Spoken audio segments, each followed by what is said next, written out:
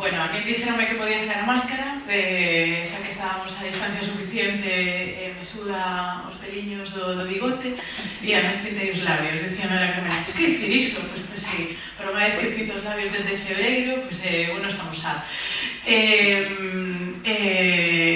Que todo isto se vive moi ben, sen pintar os labios tamén, todo hai que dicir.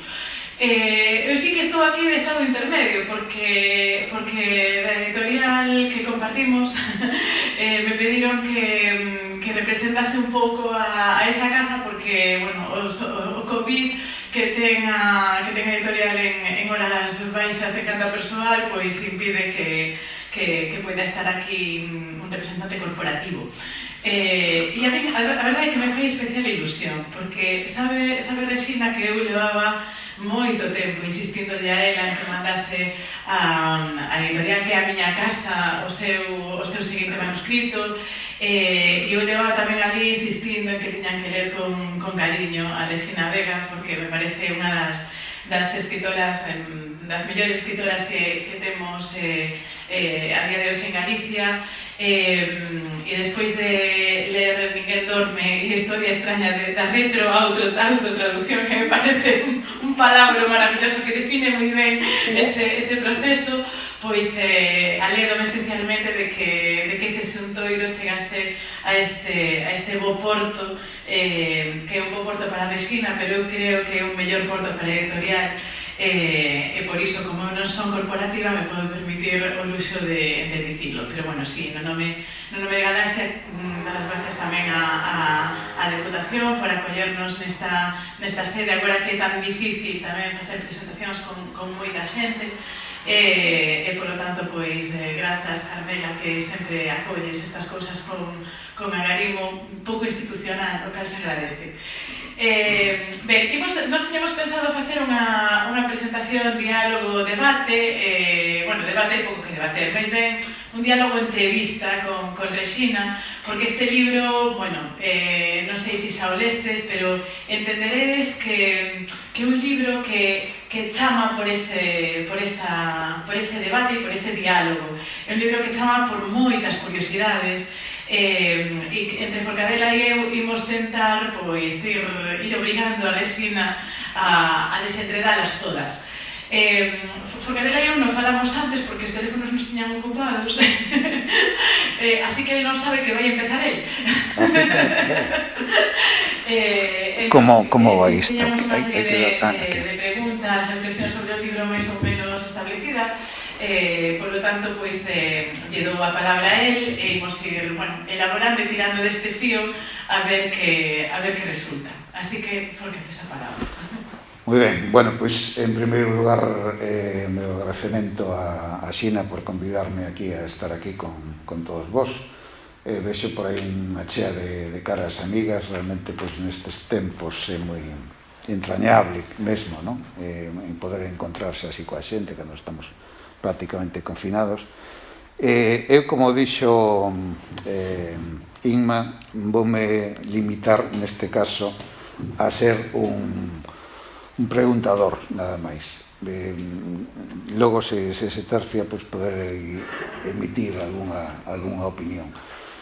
A min pareceme unha novela excelente, non porque sexa a miña amiga desde hai 40 anos, senón porque realmente considero que hai dous tipos distintos de literatura. É dicir, creo que a literatura en xeral ou se escribe como unha obediencia á conciencia ou se escribe, diríamos, simplemente como un xogo. Eu creo que neste caso como un palimpsesto, casi como un proceso de imitación a outras obras.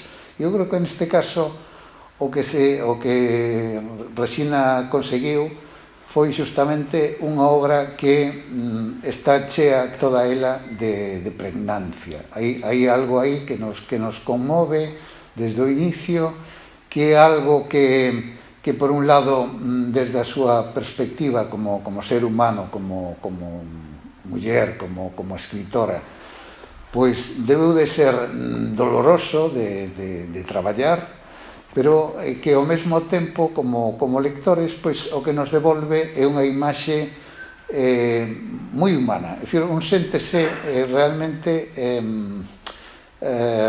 como diría, aliviado de vivir. É como se de repente a nosa carga existencial fose menos pesada despois de compartir con outro humano, con outra humana, pois as confidencias que aquí se verten, non? Ben, eu quería simplemente comezar facéndolle unha pregunta casi tópica para calquera que se achegue a esta novela, que lembro aquela famosa frase de Freud a principios do século pasado, cando decía que as grandes obras da literatura todas tiñan, ou moitas delas tiñan, un tópico, non? Un elemento común, que era matar o pai. Matar o pai en Edipo Rei, por suposto, nos irmáns Karamazov, por exemplo, con Hamlet, etc. Neste caso, logo aparte, hai outro tópico tamén moi estendido na crítica, segundo o cal a escrita masculina é un tipo de escrita que tende a épica, é dicir, a unha ollada, diríamos, vertical, pero de abaixo a arriba. É dicir, o que sería, isto é un tema moi debatido, pero, por exemplo, na estética da recepción, pois, por exemplo, falábase moito disto, non? Esa ollada, por exemplo, que podemos encontrar determinados filmes, por exemplo, o Cidadán Kane de Orson Welles, non? É dicir, a ollada do neno, do infante, cara ao adulto, non? Que mira para arriba, non? Esa ollada épica, porque o pai, nese caso, representaría a figura heroica por excelencia, non? Entón, o curioso é que dentro deste xogo ela trata a figura do pai, pero a figura do pai é tratada desde unha posición non vertical, non mira o pai de abaixo a arriba, sino radicalmente horizontal. Esta horizontalidade resultame moi significativa e eu creo que gustaríame moito que falase dela. E sobre todo porque ese pai non é vingado, sino que realmente é un pai que finalmente resulta, eu dixenlle a ela nunha carta que lle escribín, abrazado, non? É dicir, como se realmente aí houvese un abrazo ao pai. O pai, ao mesmo tempo que se rexeita o patrimonio, abrazase o pai. Esa sería o tema. Aquí lle dar algún sitio. Está. Bueno, antes que nada, mil grazas, ha sido unha gozada vervos a todos, porque realmente é a posibilidade de compartir, de estar xuntos e realmente, polo que vexo, case que todos os coñece e quero vos un mogollón. O sea que moitas grazas por vir, porque nestes tempos non é nada doado. Grazas, claro, aos que eu sei ben de quen me acompaño. Evidentemente terá a Inma e a Forca e a un xazo. Son dúas persoas que quería nesta obra concretamente, en xeral na miña poética, pero nesta obra concretamente creo necesitaba a lectura de Forca, porque Forca ten esa opción de un gran hermeneuta e me interesaba moitísimo esa lectura que finalmente se fixeches, que é unha lectura de carácter máis psicoanalítico, digamos, non? Non só retórico, sino tamén psicoanalítico, e que sei que ya cae moitísimo o seu interés, o seu gusto e a súa pescuda como investigador. Con Inma, ademais, aparte de que os dous son dous grandísimos escritores, con Inma, a min fascina Inma no sentido de que o que quero intentar estar tamén nesa liña que ti tamén traballas. Inma, nos últimos libros son un espello clarísimo desa vontade de pensar.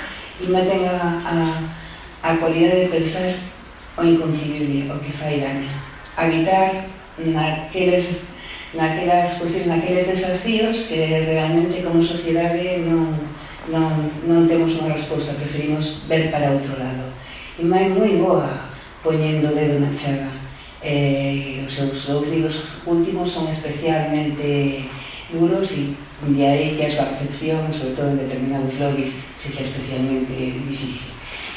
Porque debes a pensar, porque buscas a escrita como unha descoberta, como un acontecemento e intentas sair dos lugares e dices, bueno, que pasaría se?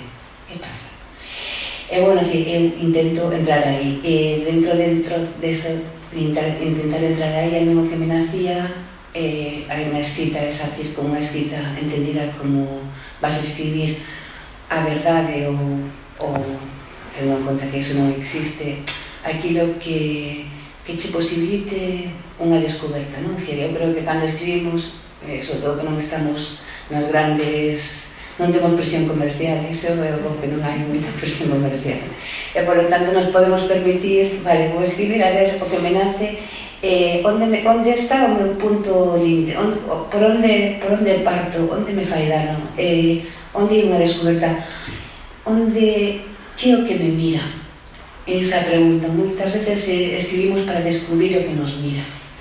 A mí o que me miraba era ese pai, pero ese pai non entendido como un rival, evidentemente, sino entendido como unha omisión.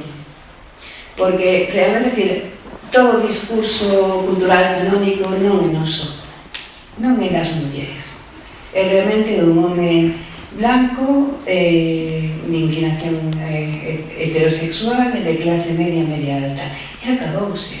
E realmente estes poden matar o pai dentro da súa rivalidade. Nós, como mulleres, este discurso non o temos, non temos esa evidencia.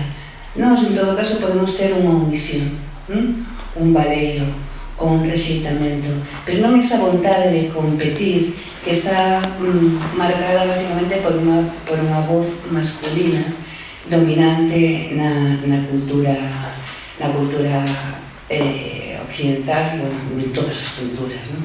Eu, de feito, cando estaba lendo, vou sin sacando as lecturas e as pelis que vin e tal, non se escribía, pero entre as obras que caen máis miñas mans sobre a figura do pai, dixen, bueno, a parte da de Kafka, non? A famosa carta al padre, pero lín unha que se chama La isla del padre, de Fernando Marías, La invención de la soledad, de Paul Auster.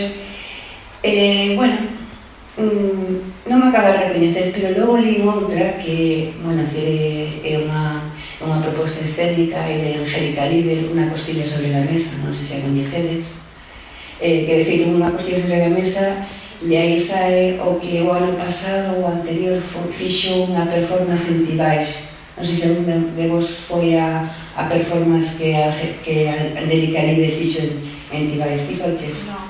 Foi maravilloso, é verdade. Foi maravilloso. Bueno, realmente, en Unha costilla sobre a mesa, Angélica Lidl atopei outra cousa. Realmente, decir, Angélica Lidl fala coa súa vida, non? Realmente a cuestión é, dice, eu me mostro aquí e podo, con toda a forza do meu corpo, non? De feito, en La costilla sí que falaba do pai, e realmente falaba de abrazar o pai despois dunha vida con complicacións, non? Con moitísimo desencontro. Pero ese desexo de decir, bueno, a ti que tanto te detestei, que tan ausente estiveches da miña vida.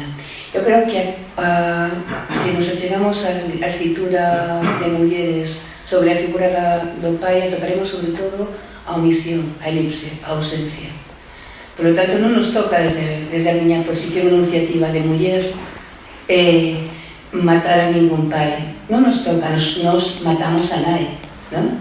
A nosa literatura, en todo caso, está enfocada cara a nai. Excesivamente enfocada cara a nai, tamén é certo, non? No sentido de que hai moi pouco tratamento, moi pouco discurso das mulleres sobre as figuras masculinas dos pais. Creo que ese aspecto, e logo se tal, retomámoslo, non? pero creo que ese aspecto é importante porque de alguma maneira volve a dar o peso que ten a figura do pai e libera de culpa, porque a cuestión de Freud e a psicoanálise que realmente chegou a ofrecer unha imaxe hiperbólica da muller, non? Da maternidade, a figura da nai enxupando todo, sendo a orixe e a primeira causa de todos os tipos de desarranxos. De feito, nas enfermedades mentais está moi claro. Sempre que hai unha enfermedade mental, vaise a culpabilizar a nai. En 1960 e en 2020, exactamente, este é un mecanismo moi aprendido por esa nai, absolutamente, esa imaxe fagotizadora, monstruosa, na que ninguna nai se recoñece realmente. Non nos recoñecemos na figura da nai que se nos dá, que se nos vai a evitar. Non nos recoñecemos nese fantasma tampouco. Por lo tanto, eu creo que é importante falar de outros fantasmas. E o fantasma do pai ten tanto máis importancia co da nai. E desde o punto de vista da épica, claro, realmente a épica está relacionada cos que teñen historia, non? Os que están na historia. Nós como mulleres non estamos na historia, nin os mulleres, nin os negros e negras, nin os homosexuais, todos os colectivos que non son heteronormativos básicos, masculino, é algo tan simple como eso. Por eso agora mesmo hai unha enorme ebullición de novas maneiras de contar, porque empeza a outra idade a aparecer. Isto é simplemente outra idade.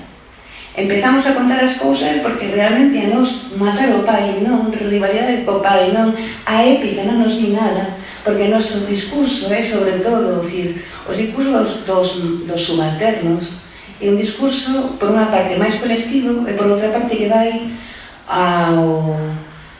non as grandes xestas, claro, que as grandes xestas son historia, non? A épica, as vidas exemplares. As exemplares para qué? En que valor se sitúa a exemplaridade? Para nós o ámbito é o infraordinario, o cotidiano, o que queda nun ángulo moito máis humilde e moito máis presente, non? Entón, esa é a posición. Nos non temos ningún apetito pola épica porque nos estamos desposuídas de épica, estamos fora, non? A ollada femenina é a ollada da sobre-tamén, por tanto non comparte eses valores.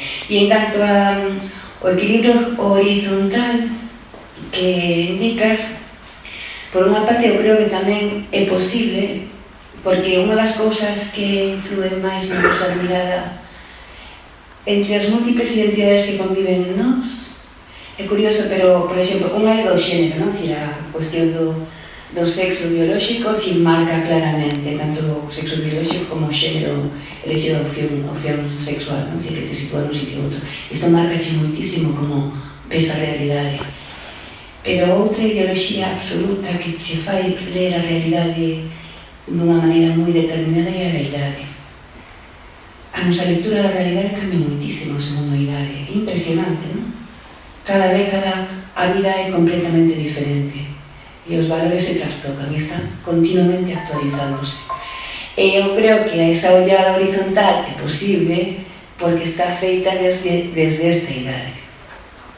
É fundamental, porque esta idade, vas camiño da ataraxia, non? Dese despegamento, que non sería posible aos 30 anos. Eu non podería tratar do meu pai e da misión e da dirección do meu pai aos 30 anos desta maneira, de ninguna maneira. Agora estou simplemente noutro lugar, porque estou desaparecendo, e como estou desaparecendo, podo establecer cos meus ancestros unha visión de igual a igual, creo. Bueno, a min tamén como a Forca parece unha novela magnífica, excelente, que Lincoln envexa de escritora, que, ai, Dios, que ben lle sai.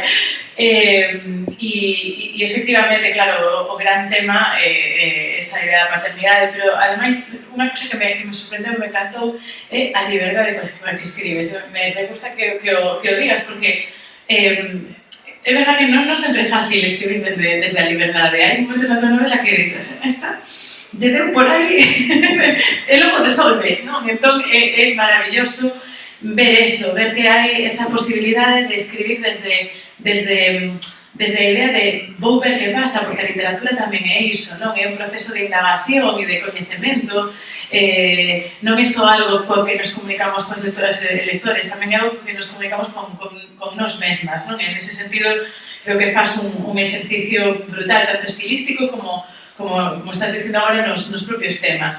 E a min, desde o punto de vista da paternidade, eu quixen facer tamén unha lectura máis feminista.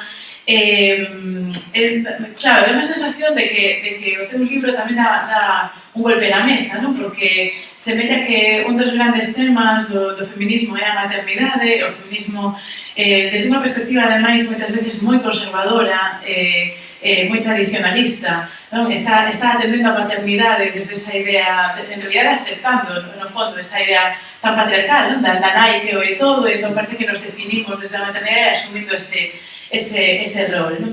Pero ti, en cambio, optas pola paternidade como conformadora, tanto da psique feminina como da propia actitude política, non? A mí me gusta moito, e quixen ver nesta novela un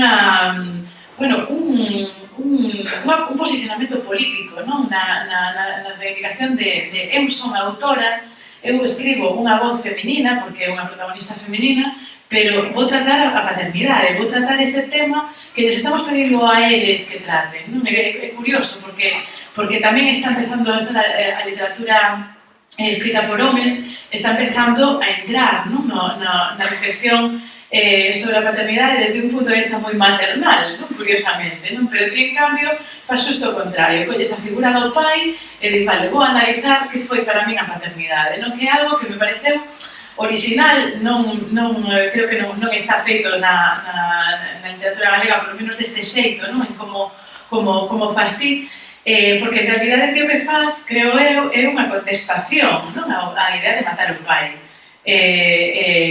Bueno, que non quero destripar o final, non? Pero porque é unha novela, ademais, de todas estas bondades, é unha novela escrita con unha certa intriga, creo que leva a que Carmela e Yolanda, que contaban antes, que non dormira, non? Que se esa imposible de deixala. Entón non quero destripar o final, pero sí que é verdade que isto o vedes desde o primeiro momento, en que hai como unha opción hai unha maneira feminina e feminista de matar o pai, non? Que é esa toma do poder casi horizontal, non? Que toma esa protagonista. Que ao mellor resulta que matar o pai, como ti dicías, ou como decía Forca tamén, ao mellor resulta que matar o pai non é exactamente matalo, non? É facer outra cousa.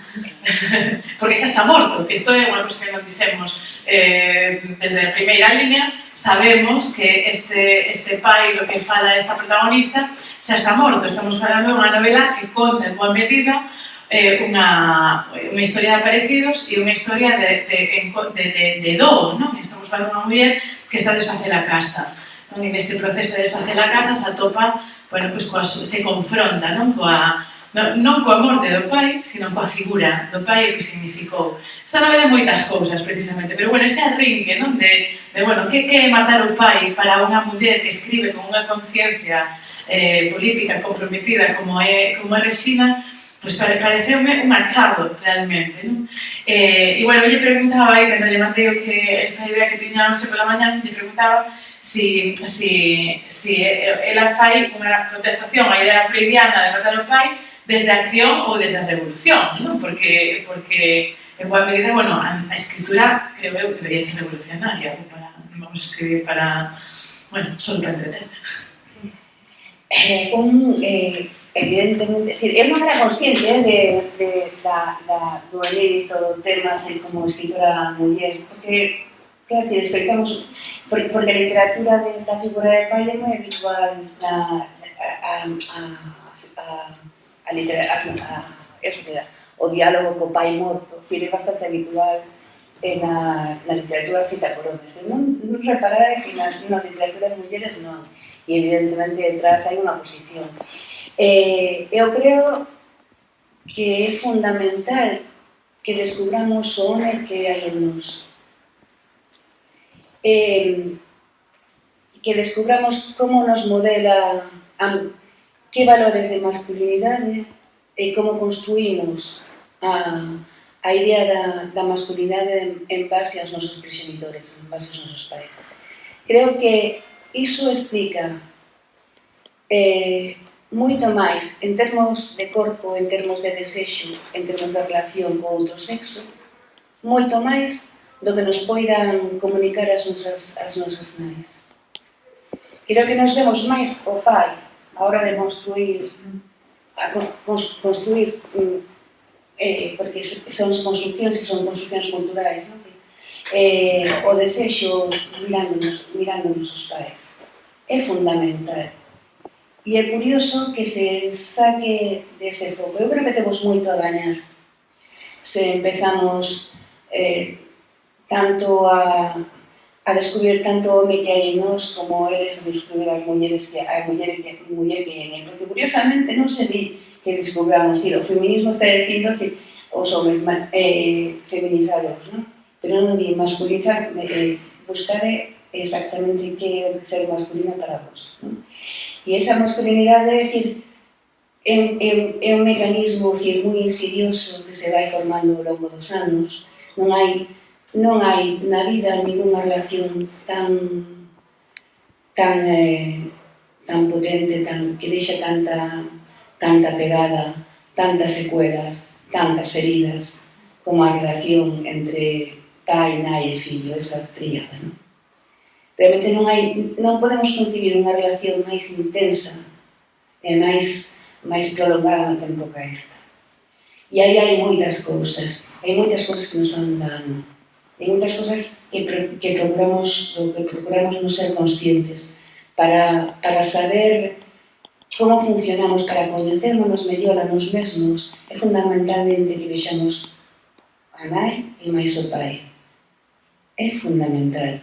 E, por lo tanto, creo que esa debería ser unha das novas, dos moitos camiños que está vindo o feminismo. Creo que esa idea da reflexión sobre o que implica a paternidade creo que é importante, non só para saber como somos, sino tamén en termos de prevención, de saúde pública. Realmente todo o que ten que ver co acoso e demais, creo que está aí.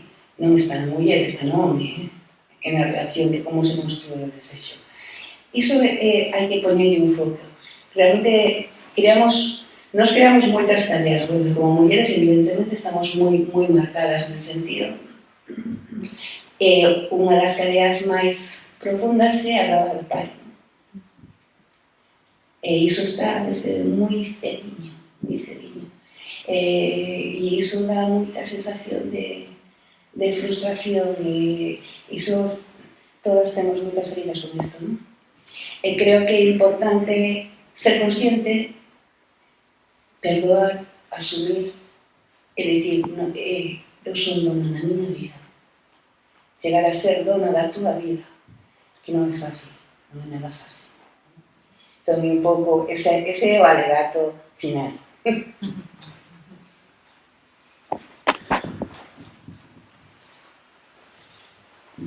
Sí, ben. Os que me coñecedes, que me tratades algo, sabedes, sobre todo a través de internet e as redes sociais, sabedes que son un pouco obsesivo con determinadas citas. Hai unha especialmente significativa que vou repetir aquí unha vez máis, pero que creo que neste caso ten bastante lógica que o faga, non? Unha cita de Foucault na que di que toda institución é un modo de enunciación. E entón eu aquí remítome basicamente a pregunta sería máis ou menos a seguinte, é dicir,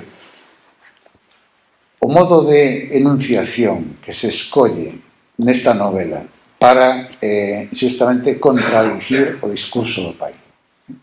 Que un modo de enunciación, desde o meu punto de vista, magnífico, porque é un modo de enunciación que vai graduándose ao longo de todo o discurso, que crea como unha especie de ritmo interno moi singular, porque non ten nada que ver co que chamamos normalmente tempo narrativo, non?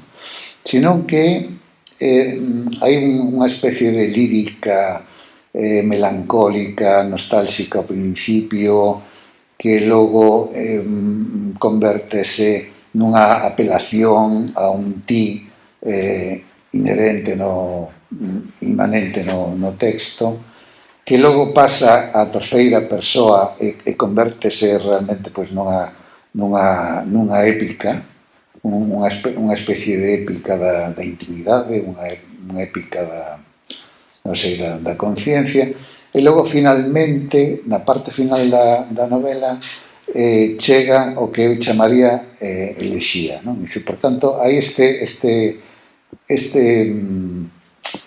oscilar, non? Este abanear de modos enunciativos que a mí parece moi interesante. De feito, creo que hai momentos en que a novela está moi próxima da poesía, por exemplo. Hai outros momentos que realmente parece que estamos casi nun catálogo comercial, outros momentos en que estamos diante dunha crónica. É dicir, esta forma, todo sin perder o fío, sempre dentro do mesmo fluido, diríamos, de discurso. E entón, bueno, gustaríame un pouco que te espallase sobre iso, porque eu creo que é moi interesante. Falamos de autoficción. Por exemplo. Bueno, antes que nada, unha cousa que me chama a atención, porque claro, esta novela está escrita con dispositivo. E non sei se vos decatastes que hai moitos momentos nos que están as letras e non existe unha soa letra A. Ou noutros momentos non existe ninguna letra E, nin I, nin O, nin U. Está chea de trampas, de xogos lingüísticos. Evidentemente, dicir, a miña que era un tiempo de Ulipo e demais. Pero que realmente, para min, tanto nesta novela, xogo en moitos casos con unha lingua mutilada, porque me serve. Collo unha lingua a que lle poño constriccións, trabas. E ao mesmo tempo, construo un dispositivo que ten que ver co libro dos muertos tibetano, que me está marcando unha estructura determinada, con os ciclos determinados, a Divina Comedia delante e detrás tamén, con esa selección cíclica, e que me está dando unha estructura, sabes? Un armazón que me axuda. Por unha parte, axúdame a linguaxe, esa linguaxe mutilada que fai que sexa a lingua que fale por mí. De algún xeito estou intentando desaparecer. A enunciación que é o que pasa, que é a gran liberdade da literatura experimental, non? A historia de que realmente é bueno, o berequiano, non? Realmente empezas e a propia construcción, a propia traba, a que leva a que digas cousas que ti non sabías que tiñas que dicir. Que ni siquiera, de algún xeito, a consciencia non é a linguaxe fala por ti, a linguaxe pensa por ti. Iso é moi interesante. Porque, de algún xeito, ti desapareces como suxeito e a propia historia, o propio discurso, o propio contido da tua psique, sen mediatizar tanto, gracias a unha lingua mutilada que se utiliza. A mí iso é o que me permitiu esa liberdade, de feito, porque hai momentos que moito que se me vai moito. Pero se me vai moito porque realmente marquei un dispositivo. É genial marcar, sabes, unha estructura moi sólida, porque de repente, canto máis constrictiva sexa a prova, máis tolos son os sitios onde podes ir. Curiosamente, máis libre eres, non? É a potencia eso de instrumento de representación, non? Que aí, de repente, decatas que o o teu xeito de controlar, de intentar representar que o que está facendo un discurso moito máis propio, non? Que unha lingua liberada. Iso intentei, por outra parte, intentei a autoficción. Evidentemente hai parágrafos que son de narrador máis típico, non? De cronista, de narrador cronista, pero en realidad o xogo aquí está na autoficción, sabes que... Bueno, a autoficción en realidade é o todo, non? Porque cando en realidade falase, calquera escritor fala dos demais para acabar falando del mesmo, a ver, non?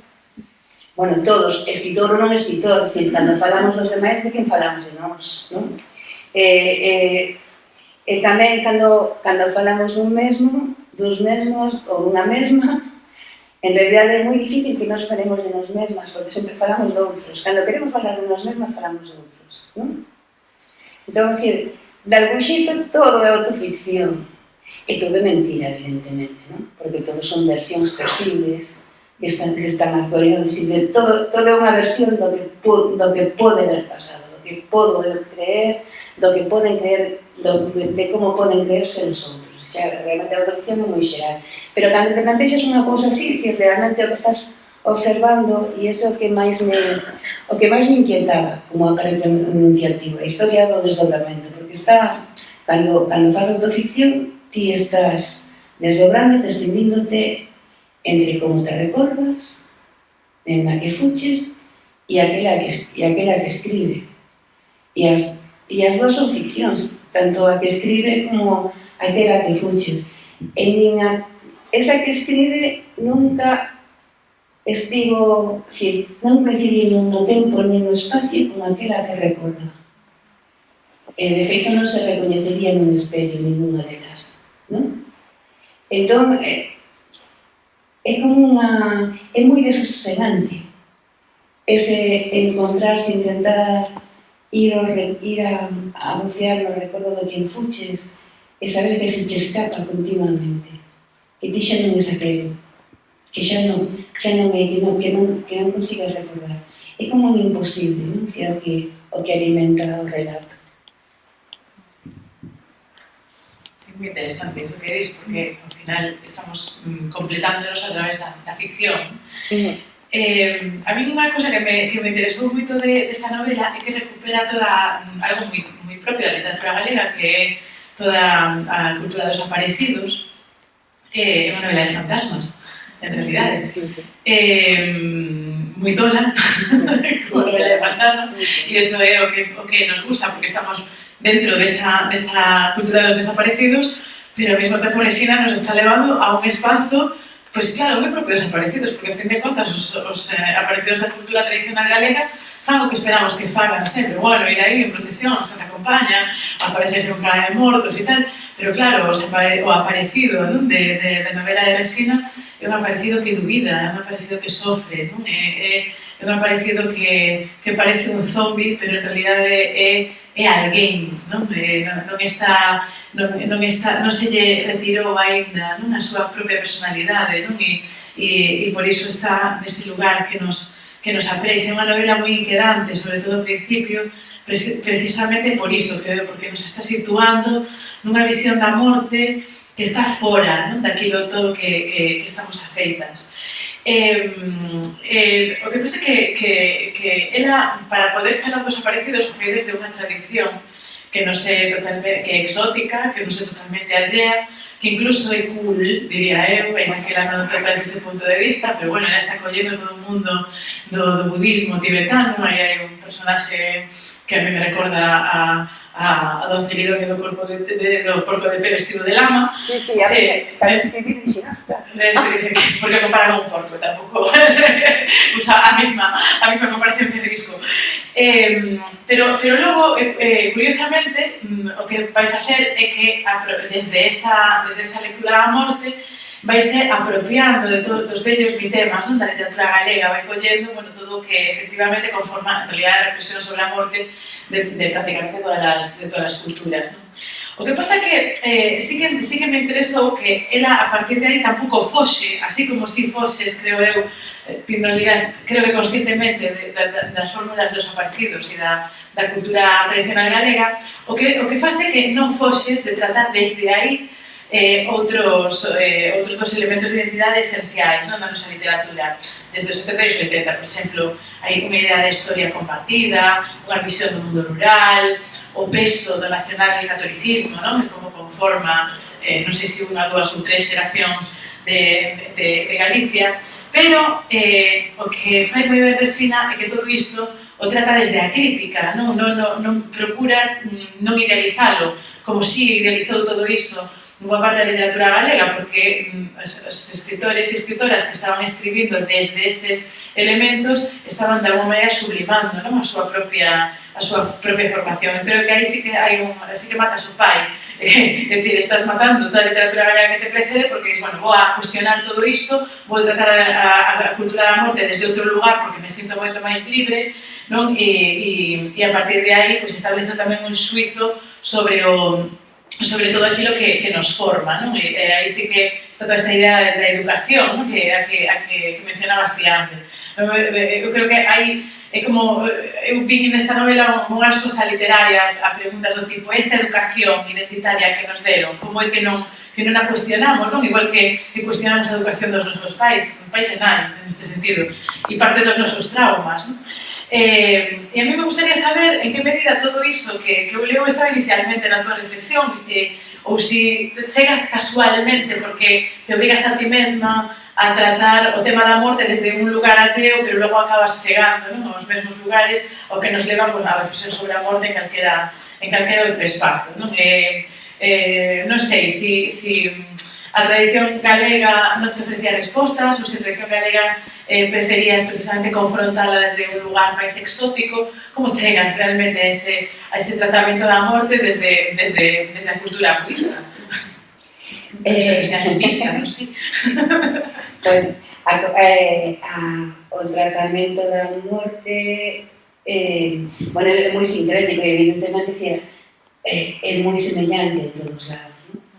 En realidad, lógicamente, pero interésame o budismo, bueno, e ademais porque coincidiu, bueno, agora vos digo que estaba lendo neses momentos nos que se me montou esta historia, pero o budismo interésame porque se interna, de algún xeito, non temos, porque, bueno, hai algo moi semellante a iso que son os corpos abertos, e de feito aparecen os corpos abertos na novela, non?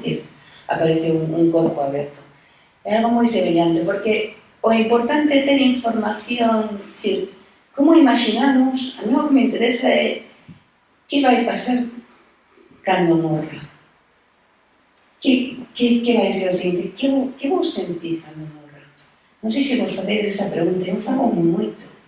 Que pasará? Pode ser algo abrir un dos momentos máis intensos da tua vida, sen dúbida.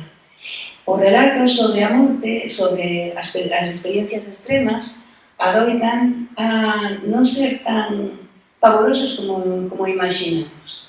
E de feito, eu entrei no tema da morte con Elizabeth Kubler-Ross, non sei se a coñecedes, é unha psiquiatra que pasou moito tempo, bueno, ela era austríaca, me parece, ou, bueno, centro Europa, é unha das primeiras investigadoras que tratou o tema da morte dun xeito científico, das experiencias da morte, das experiencias daqueles que estiveron mortos clínicamente, e fixo análisis sobre cales son os autos. Curiosamente, se parecen moito ao que aparece no libro tibetano dos mortos. É dicir, que hai unha dimensión que me interesa, que me resulta absolutamente atractiva. A idea da tradición galega é que tamén está, que hai moita presencia, pero hai moita presencia en base ao medo, non? A idea da presencia da morte como como algo tenebroso, como algo asustador, como un acontecemento terrorífico. Non hai ese desenvolvemento de decir, vale, vamos a reflexionar sobre a vida, porque en realidad no budismo se reflexiona sobre a vida continuamente, é unha filosofía moi vitalista a partir da aceptación da morte. A morte no budismo ten un paso moi importante. E a partir de Kubler-Ross e a partir dun autor que a mí me entusiasma, que se coñece moi pouco, un escritor francés, non sei se coñeces ti, Xavier, Antoine Bourdain. A mí entusiasma, me decir, un escritor negro, escuro, boísimo, dunha densidade, dunha luminosidade. Tiña unha noveliña que se chama Bardo e outra de Saint-Rumeur, que era unha cousa que me ofrecía a posibilidade de, vale, así é como é estar mortos. Pero claro, cunha dimensión, unha reflexión, unha trascendencia que non era típica de... Quer dizer, que tratamos a morte para darnos sustos. E iso, pois non, iso non vale, non? É un pouco de truco trato, non? Pois con iso non aprendemos nada. En todo caso, é máis interesante pensar que o que pasa é como afrontar unha boa morte, que é fundamental. Como morrer ben, porque, ao fin e ao cabo, aquí do que se trata e do que trata o libro tibetano de los muertos é como morrer ben. De Borodín, do budismo, de Berger, que as 12 teses sobre a economía dos mortos están punteando a primeira parte do libro. Berger ten un libro, Aquí nos vemos, que é maravilloso, non? Que fala personal morta que atopa en Lisboa. Tamén en Porta a Terra, os vivos van á aldea cos mortos, tienen presencia. É dicir, o que di tanto a tradición tibetana como a tradición, como as reflexións de Berger, por exemplo, de Kubler-Ross, é que hai un vínculo real cos mortos. Nos convivimos cos mortos, convivimos. É un vínculo que se renova sin cesar. Nós temos unha pesada de mortos ao longo, cos que estamos continuamente interactuando, cos que estamos continuamente dialogando. É interesante poñer o foco aí, a nosa relación de convivencia con morte que está absolutamente borrada, limpada polo capitalismo, polo neocapitalismo, que nos fai profundamente infelices, non aceptar a convivencia coa realidade da morte, non? Con e ao mesmo tempo, a mí me interesa moito, e iso collendo dun libro de Canetti, de Elias Canetti, o libro dos mortos tamén, ten ese libro que di, unha persoa morta pode ser ler como un diccionario. Isto non me interesa moito. Falar dos mortos significa falar dun texto cerrado que ti lle fas versións. Pero ese texto está clausurado, non? Esa imaxe. E ti vas pensando que fixo aquilo, porque tal, non sei que, mira que eu pensaba que era así, resulta que era de outra maneira. Continuamente. Según vas medrando, vas dando unha lectura diferente, como un clásico, non? Iso é que me interesa dos mortos. Non sei cal era a pregunta, outra máis que me fixeras, a donación do catolicismo. Bueno, o do que siento o mundo rural, vale, é moi rural a novela, pero eu non sou rural. E, por tanto, eu teño unha relación como de dominguera coa... E iso que agora vivo nunha aldea, pero igual non coñece a ninguén. Quero dicir, eu teño unha relación coa aldea como de paisaxe. Realmente, en efecto, esta valera de persoas, non? Tamén para mí a aldea é paisaxe, é a vivencia que eu teño, porque pola minha cultura urbana. E a mí interésame esa. A outra pareceme absolutamente alea. A que ten que ver máis co carácter antropolóxico que me chega, claro que me chega. Pero que non son tan consciente. Por iso, o que me fila, o que me interpela, o que me maravilla, é a paisaxe, e o aspecto natural, a paisaxe e a flora e a fauna. E logo, despois, preguntas pola fauna. E en canto ao nacional-catolicismo, esa é unha pregunta que quería tamén a historia. E ti tes un personaxe na última novela que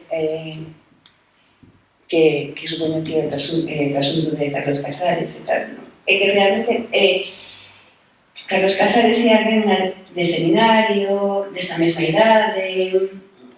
Bueno, non quero dicir que meu pai fose Carlos Casares, non tiña nada que ver, en absoluto, xa me gustaría. Pero, quero dicir, os percorridos, o percorrido inicial e as coordenadas temporais e outras cousas tamén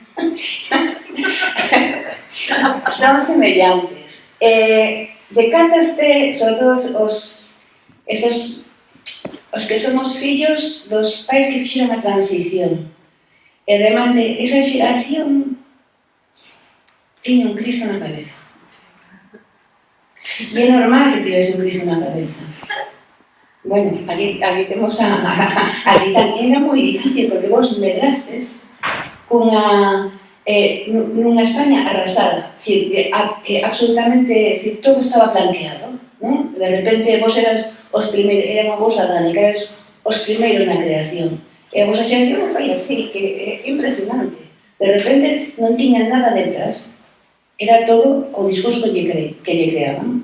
E logo de repente decatáronse de que aquilo que estaba era un mundo moi ordenado, moi claro, clarísimo. Todo no seu sitio. Non había lugar para a dúbida.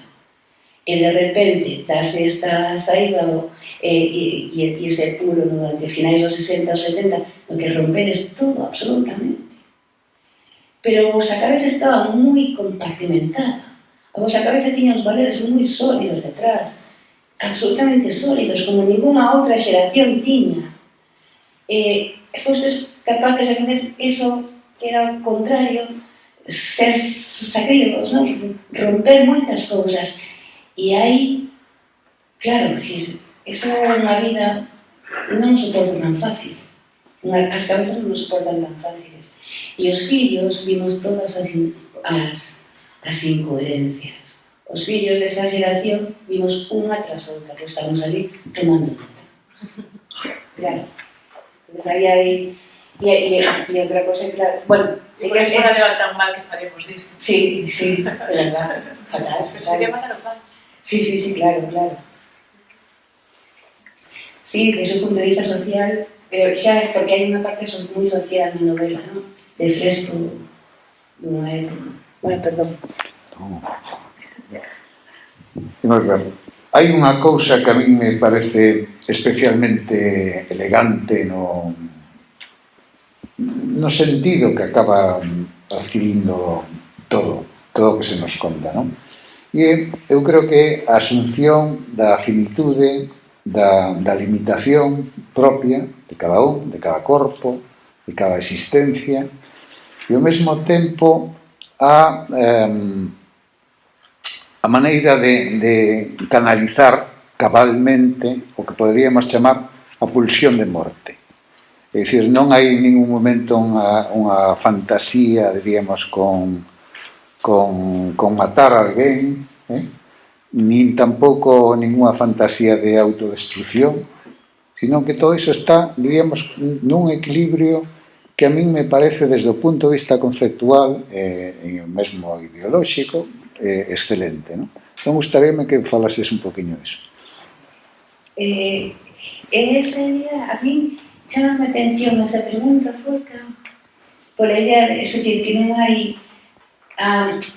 porque ten que ver coa agresividade, non? Dicir, con os impulsos de autodestrucción, de agresividade, de intentos de facer desaparecer a outro. Non sei se serán máis propios do masculino que do feminino. É que ese sería o tema, un dos temas. Claro, porque realmente se ve esa idea de destruir, de matar, raramente se nos pasa por la cabeza a nos como mulleres, non? Probablemente tiene que ver con cuestión hormonal ou Bueno, realmente hai diferencias, non? Na visión, a violencia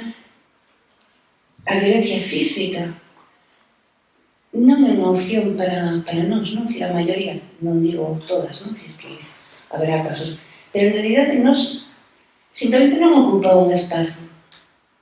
Sabes?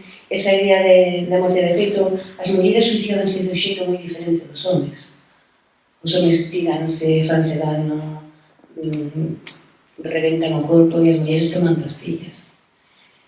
Porque significa como asumimos a idea de violencia. Non só é un imaginario máis verbal, non? Nos facemos relato, non? Entón, esa idea da morte ten que ver máis como unha búsqueda da convivencia. Eu o que busco é convivir con eles, convivir cos mortos. A miña vontade é achegarme a que me conten que pasa. Más que a matar, non? Esa a idea. En xeral, a mí pensame en moitos mortos. Tive moitos mortos próximos, moi íntimos, e iso realmente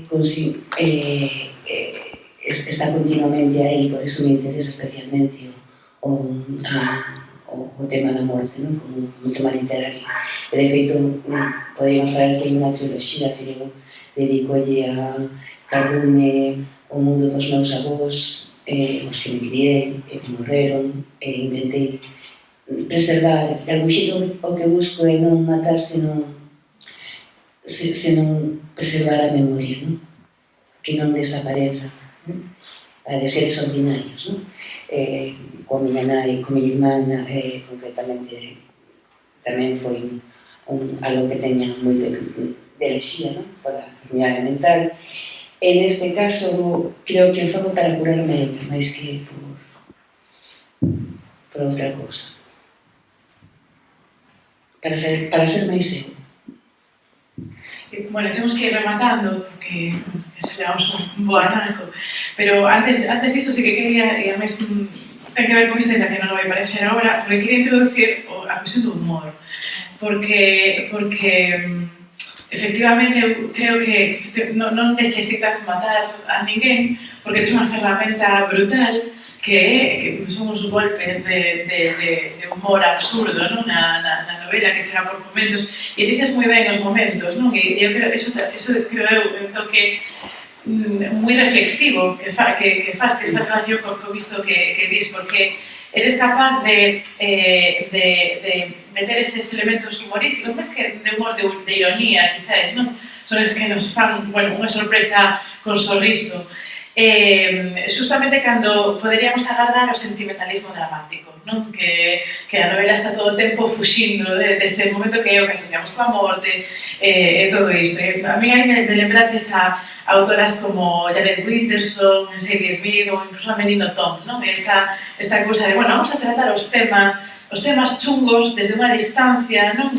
Porque, efectivamente, é moito máis fácil cargar cos nosos mortos e dialogar con eles se les quitamos o sentimentalismo, se le quitamos a todo iso sentimentalismo, non? Tan que ás veces é superficial, precisamente, que non nos permite a reflexión profunda, non? Que atopaches no budismo e que está ausente, non? Desta cousa nosa.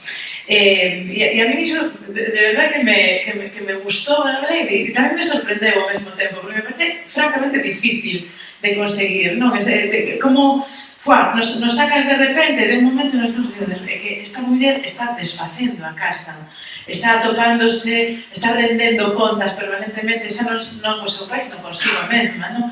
Pero me parece, ademais, que faz unha cousa fermosísima, que é esa idea do perdón, de achégome a esta figura que tanto dano me fixo desde tentar comprendela, non? Que moitas veces o que nos falta, non? Estamos permanentemente xulgando, estamos permanentemente culpabilizando, e justamente eu creo que ese relato dos mortos, non? Que levamos atrás, ten que ser un relato comprensivo, que tamén foron persoas, porque claro, non vemos os nosos pais como persoas, vemos como os nosos pais, non? E os nosos pais foron persoas igual que a nós, E cando temos fillos, ademais, esta cousa de, non quero que me ves a só como súa nai, quero que me ves como alguén que ten vida, que pensa, que sente, que desexa, todas estas cousas que efectivamente, que ti dicías ao principio, igual nos temos que situar nun determinado momento da vida para, desde igual a igual, decir, que foi como a min.